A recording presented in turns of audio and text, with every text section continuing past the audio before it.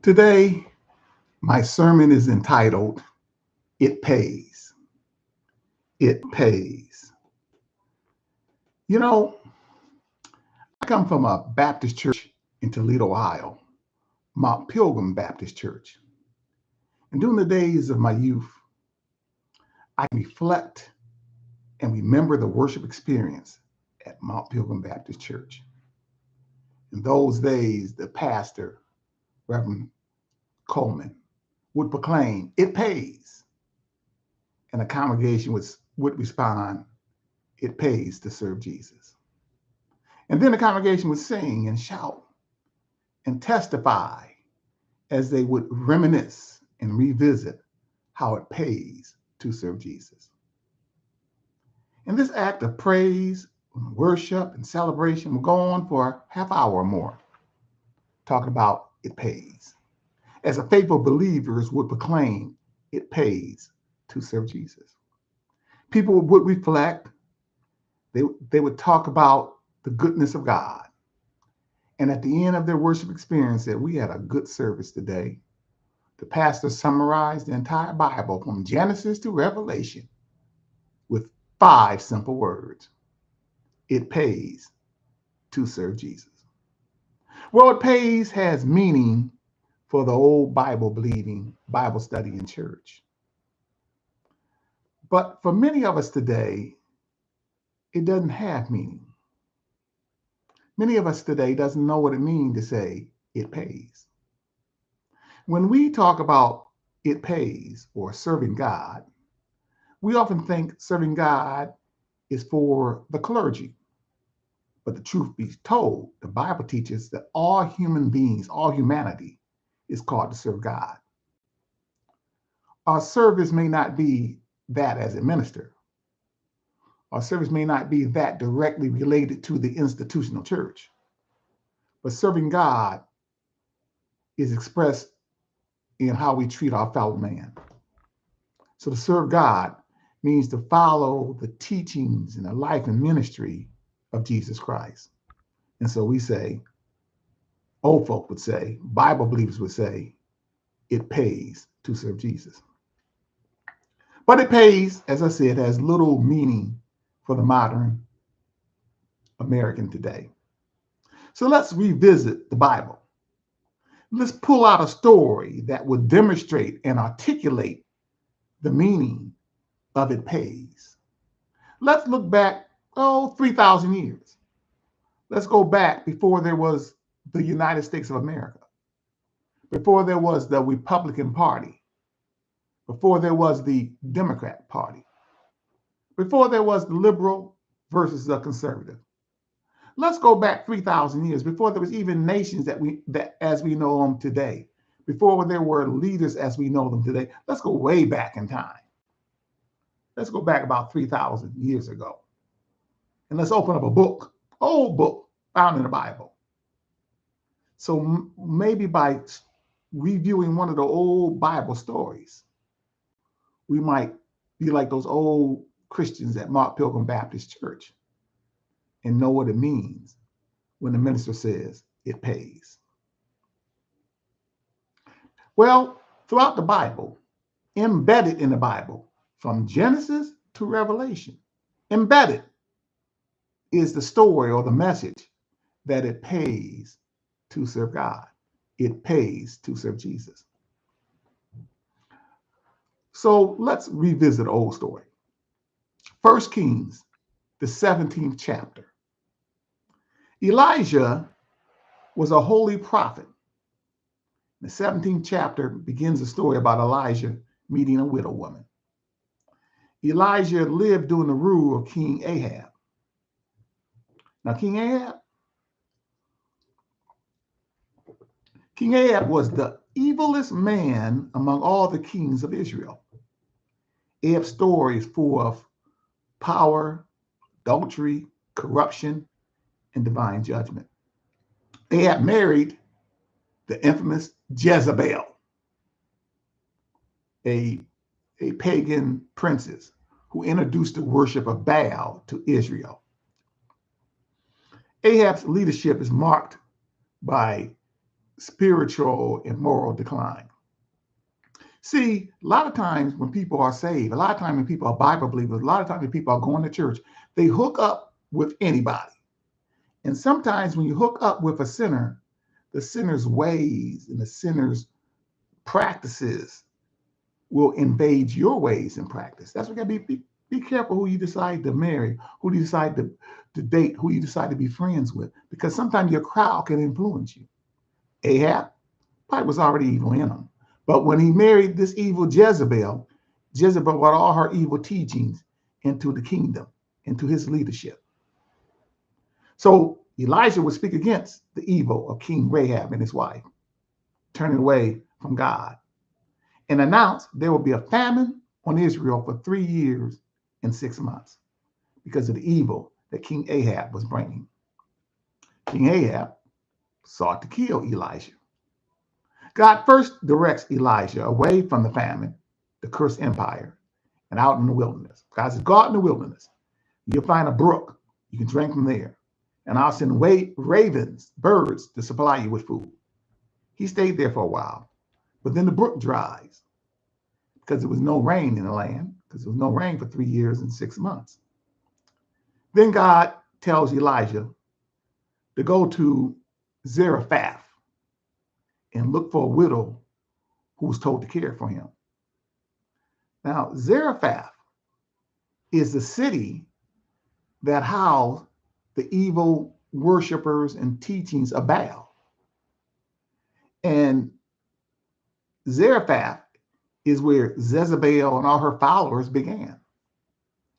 And so here, Elijah, after being chased out of his own community because of his king Ahab and Jezebel, who introduced the evil teachings of Baal to his Jewish community, now God directs this Jewish prophet to go to the very city where the antagonists began, where all the people worship Baal, knowing that he could be killed if he revealed himself as the Son of God.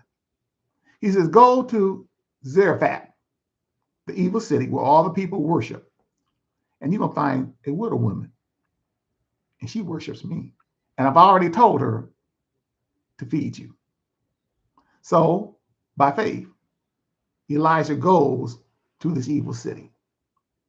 And by faith, he follows God's order. And he meets a woman at the well outside the city. And he approaches her and asks for some food. He asks for a drink of water and some food. She gives him the drink of water. But then she says, as far as giving you food, I'm gathering some wood to make my last meal. I only have enough wheat and oil for one last meal. And I was going to make this one last meal and then die. Me and my son. I was going to make the one last meal for my son and I. Then we're going to go to sleep and die. Now, we don't know exactly what that means. Was he planning on suicide?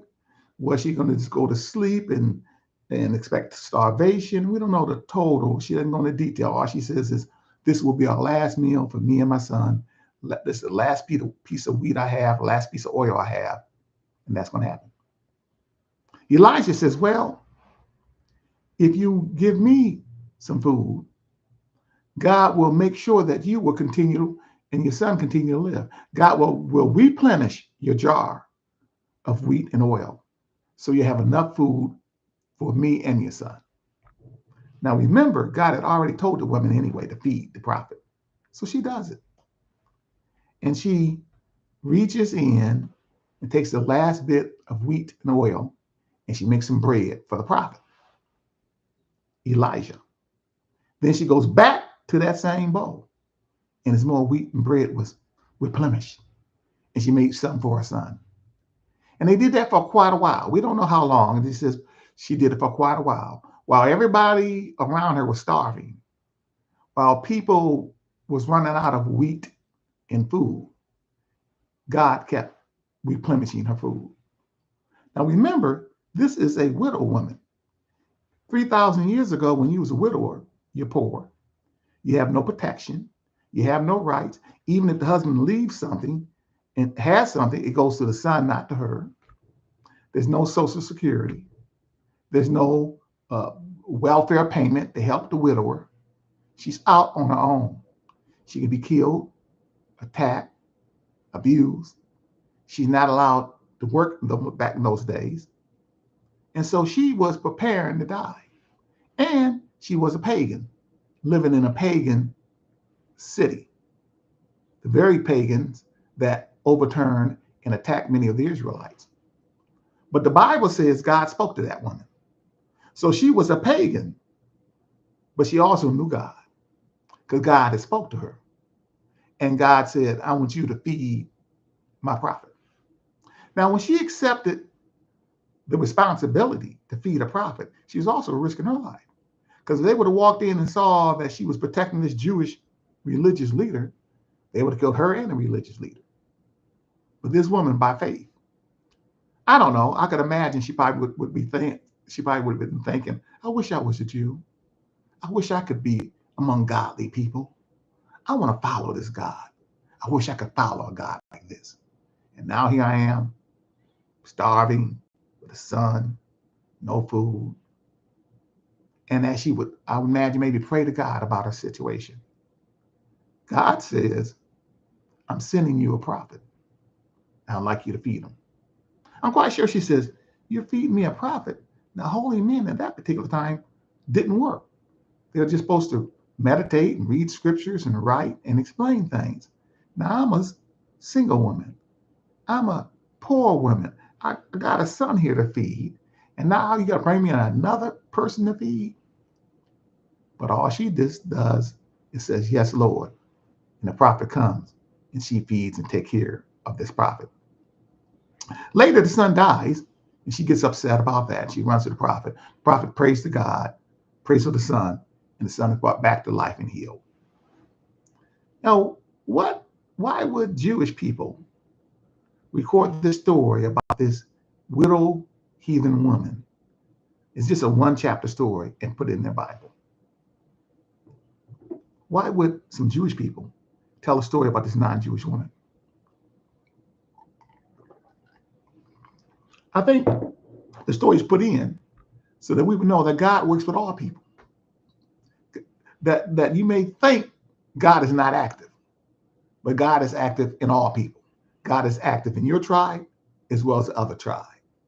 God is active in your life as well as your enemy's life. God is everywhere and God is constantly active. Don't get caught up because you're a minority, thinking God is not in the majority. Don't get caught up thinking you're a majority and God is not in the minority. God is in all of us. God is ruling in super rules. God has people everywhere. God has people in the church, and God has people who are outside the institutional church, responding to God and doing his will. I think the story shows us that when you follow God and do his will, when you serve God, God gives you provision, protection, and peace. Notice, if you will, there was starvation in the community. There was starvation in the town. And two holy people, a prophet, Elijah, and a minority widow woman, they both could suffer starvation like all the others, but God provided for them. God provided for his prophet, and God provided for a woman who was outside the household of faith. So we find out that when we do God's will, God gives provision. God's will for the prophet Elijah was to share with the king his evil teaching. And Elijah did that. God's will for the prophet Elijah was to go to the pagan community and meet a pagan woman. And Elijah did that. God's will for the widow woman, who was a pagan, was to receive the prophet and to feed him and to protect him and hide him in her home.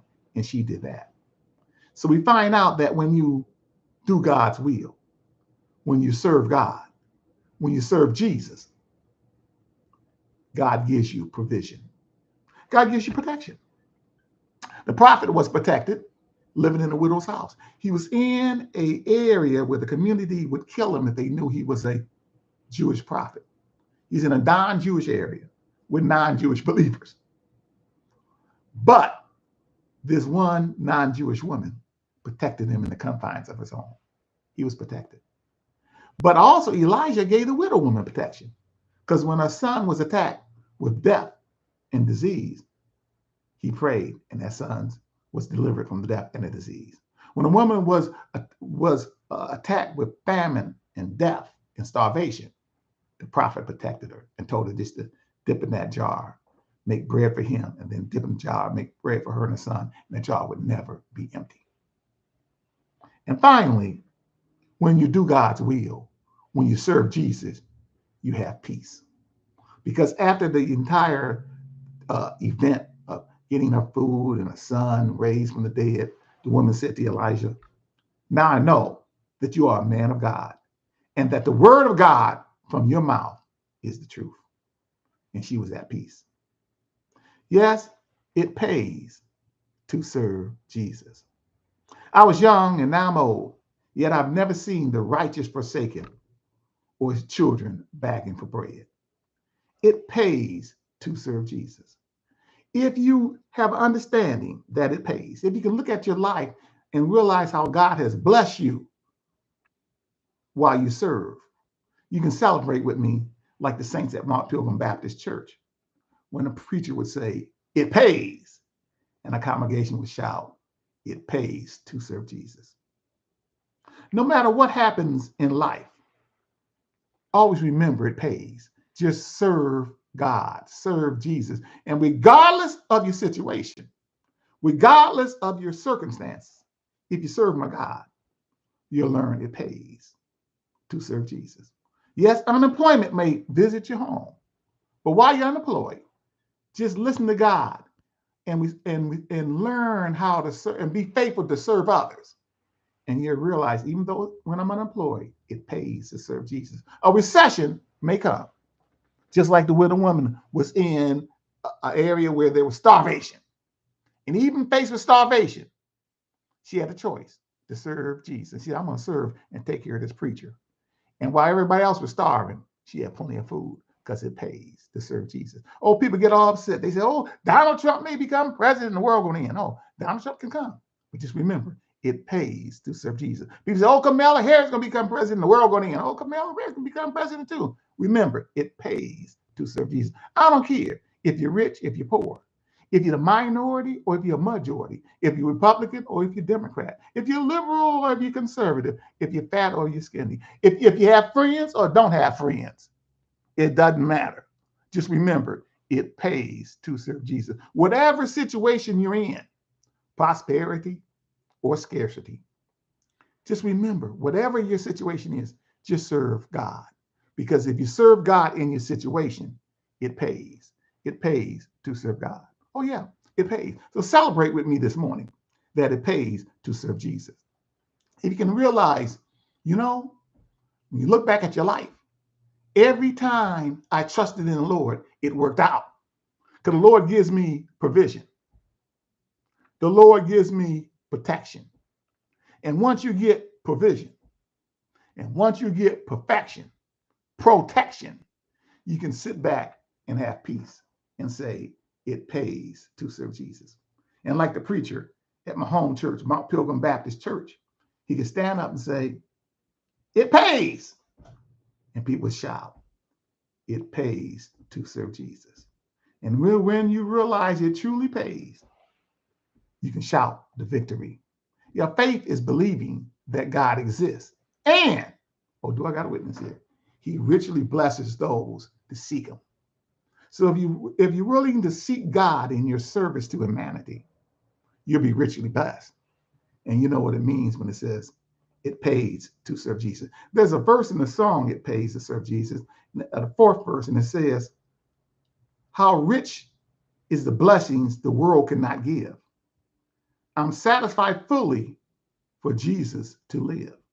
Though friends may forsake me and trials may arise, I'm trusting in Jesus. His love never dies." This is Victor Frosh coming from Christ Baptist Church, church without walls. Remember, it pays to serve Jesus. Peace and God bless. it pays.